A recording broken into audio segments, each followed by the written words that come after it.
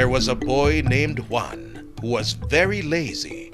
He plays outside while his mom cooks and washes the clothes at the same time. Juan, come in here and find the ladle for me. I'm coming, Mother. But he did not even walk 2 paces toward the house.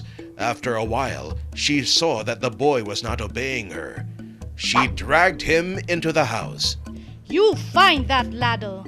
I want you to hand it over to me by the time I get back from the marketplace. Then she left. Juan did not try to find the ladle. He found instead a large wooden spoon that was too shallow for anyone to use as a good ladle. This will have to do. So he played again until his mother came home, and then he gave her the spoon. I can't find the ladle, Mother. This spoon will do? Ooh, you lazy brat!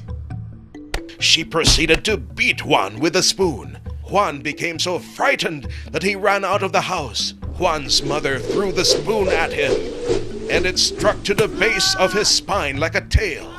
Then, instead of running any further, Juan swiftly climbed a tree to escape his mother's fury. Come down from there! I still have to punish you! But Juan did not make any more complaints or excuses. Only harsh chirping sounds came from his throat.